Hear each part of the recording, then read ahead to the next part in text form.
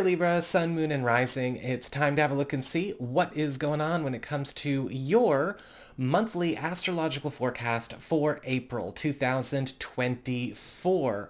And don't forget to come back on a weekly basis or even subscribe if you feel so inclined, because I actually do weekly astrological highlights and updates as well. And if you happen to be watching this before the end of March 2024, I've got my 2-week equinox sale on right now through the 31st, 20% off 1-hour readings with me. And so if you're interested in checking that out, head on over to my website, integrativemysticism.com, and schedule yourself a session. So what's going on when it comes to April? Well, April for you, and for everyone for that matter, is all about new blank canvases, new clear roads, as well as maybe a cleaning of the slate here and there. And for you, it's primarily focused on commitments and partnerships, drawing in and transforming important connections of all kinds. Now, this does go across the board because we've got a great deal of activity going on in your 7th house of partnerships and closest one-on-one involvements. The area of the boyfriend-girlfriend, the BFF, the business partner, the husband-wife, the roommate, all of your most important one-on-one connections and established arrangements in your life are getting highlighted during this time. We've got a solar eclipse, new moon in this part of your chart, in Aries on the 8th. We've got the sun in here at the start of the month, Mercury turning retrograde here at the start of the month, and Venus moving into this part of your chart as of the 5th. So again, this is going to be dominating the first 3 quarters of April for you. Let's talk about this solar eclipse new moon. Like any old new moon, this solar eclipse is all about new beginnings, new commitments, new long-term engagements that are going to be getting established over the course of this next 3 months. The solar eclipse just opens up the window period between the 8th of April and the 8th of July. When we have a solar eclipse new moon, this is absolutely going to be setting you up for a lot of new established norms in your closest partnerships and one-on-one relationships, and even pushing for a lot of evolutions, graduation moments, as well as important new foundations getting built for everyone to, hit a new successful stride or a new prosperous stride as it relates to platonic and business relationships. However, because it is a solar eclipse new moon, this is going to be a longer journey, again, 3 months working towards it as we go through, just April being the beginning. And you may also find that because this is a big development, it may require you to be ready to rearrange your world as you have been maybe living or running it in order to accommodate these new commitments getting set in motion, whether this is drawing in new people or evolving connections that you already have. I feel like it's going to be a smattering of the mix across the board. Mercury retrograde in this part of your chart from the 1st through the 25th is going to bring a lot of the typical Mercury retrograde fare to the table as well. A lot of revisions, a lot of reversals, a lot of revisits, and even retrieval opportunities. Mercury retrograde may be bringing up some alterations of plans and alterations of normal patterns. Sometimes this is a happy accident or happy chance. Sometimes this will be frustrating. That's just how Mercury retrograde does. But with Mercury retrograde in the 7th house, this is also a time to do a lot of undos and a lot of and remove things from the table that have maybe been put upon you or a partner or an important relationship. Again, a romantic relationship, business relationship, or friendship, it doesn't matter. Because Mercury retrograde gives us that chance to rewind and to reverse whatever may be there that is actually not really good for us.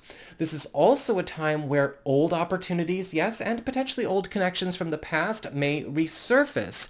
Now, this could be coming in to get reconnected for whatever purpose, Or this could be just simply to close up old issues or old stories from the past, or maybe even to set things right, balance things out, and then have everyone move on their merry way. The sun here is also going to be bringing in more fun and more ambition, more drive, and more prosperity into all of your partnerships. And you may be finding that this is a time where a lot of attention, enhancement, support, and growth is happening because of it. And Venus, of course, is bringing a lot more romance back into your love life or your partnerships, as a whole, whether this has to do with people being a lot more generous, people being a lot more affectionate, more open with their intentions, open with their emotions. And for a lot of you, this could be a time where you get to enjoy a bit of a honeymoon phase. Venus in the 7th house and Venus in the 5th house tend to do that. In this case, it's in your 7th house, and this could be a honeymoon phase for a new relationship or a honeymoon phase for a relationship that you're already in, but, we get to, liven things up a bit. We've got Mars in Pisces all month long, and it's going to be staying there pretty much all the way up until midday the 30th, then it'll move on into Aries, but that's really more of a May aspect. And with Mars in Pisces, Mars is working over your 6th house of work, reputation, your schedule, the teams that you serve on, and the people that you serve with, and just business in general. Mars in the 6th house is going to be putting you in a very good way to start competing for higher opportunities, whether this is, competitive job opportunities, new job opportunities, competitive title changes, competitive schedule changes, competitive pay changes, but you need to be ready to go where the action is. Mars is also going to be giving you a lot of opportunities to boost your earnings this month through a lot of extra work. That's what Mars does in any kind of work sector, houses 6, 10, or 2, in this case for you 6. And so you may find that you're tempted to burn the candle at both ends. Just know your limits, but, have at it when you can have at it. But also be mindful with Mars in the 6th house, this can also be a time where dramas or headbutting or conflicts come up with coworkers, with clients, and sometimes even bosses, but more likely your peers and even clients and customers, because sometimes Mars will bring those conflicts out to show you who you should and who you should not be really working with or giving as much time or energy as you do.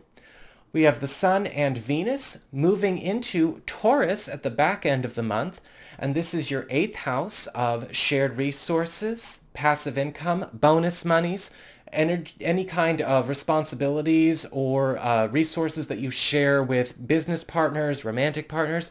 And this is also the area that talks about intimacy and sexuality. And so with Venus and the Sun here, the Sun on the 19th and Venus on the 29th, so closing up April and going on into May, you're going to be finding that a lot of bonus money is coming your way. Now, this could be through supplemental income streams that you have, side projects, self-employment opportunities, commissions, sales, incentive programs, tips, that kind of thing. Or this could even be bringing in good news about a partner, a business partner, or a romantic partner also coming into good fortune and that being shared with you. And this is also a time where your love life starts to become a lot more playful, a lot more fancy-free. People are going to be a lot more open and honest in their communications because they're having more fun. A lot of pressure and a lot of stresses that may have been kind of looming over romantic and intimate exchanges are getting dissipated during this time. And again, it's not just for April. That is also for May. And finally, we also have a full moon in Scorpio on the 23rd as our last aspect to talk about. And this is taking place in your 2nd house of income, employment, values, and valuables, and security. And with a full moon in the 2nd house, with the 2-week window period following, a lot of you may be making a big break from a current professional role, commitment, or job in exchange for something that you would much prefer. Now, some of you may, yes, be finding a new job, or some of you may just be deciding to pivot or to change tracks. setbacks. This can also indicate something coming to an end as far as maybe a work policy or a work normal, whether it's in your business or in your field or something going on at the office. And you are going to need to be ready to adjust for that, but it will be something that also clears maybe a confining or maybe an inhibiting or prohibitive influence that has also existed in this part of your life. So that is what we've got for your April. I hope you enjoyed it. If you did, don't forget to like, share, and subscribe. You know I appreciate it. And should you ever wish to get a session with me, you can go ahead to my website. It's integrativemysticism.com.